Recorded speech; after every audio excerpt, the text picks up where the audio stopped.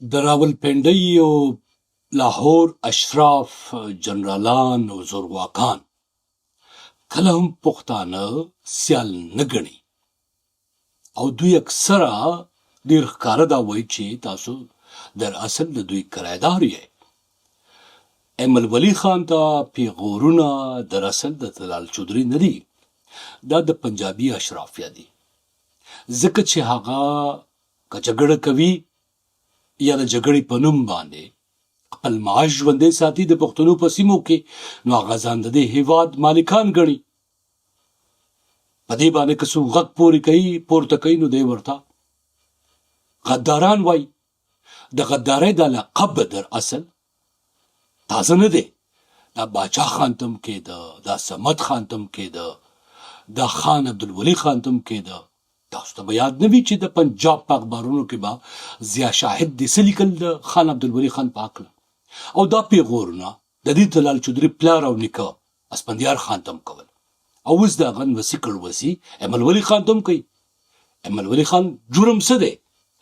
هغه وایي چې زما د وطن وسایل، معدنیات، زیرمې ته په بهر دنیا کې خرڅوي.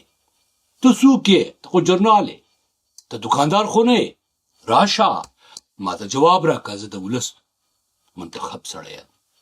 او دی ورته وایي چې ته د ولس منتخب نه یې، ستا ګوند نشته دی. نو طلال ګوند د پلار ګوند چا جوړ کړی؟ ضیاء الحق. بیا د هغه د نیکه ګوند چا جوړ کړی؟ جنرال مشرف. او اوس دی د چا په غېږ کې ناست دی؟ ناصر منیر په غېږ کې. نو تاسو دغه خلک چې پاکستان کې، په لاهور کې، په پنجاب کې دي، دوی نه دا تمه کوي چې دی به ستاسو د سیال قام په توګه وګوري. اوس آخري خبره دا ده چې طلال، زه وینم په سوشل میډیا باندې خلک لګیا دي طلال چودري داسې او طلال چودري داسې، او ایمل ولی خان د مشورې ورکوي چې سینټ ته لاړ شي، ده ته غږ وکړه.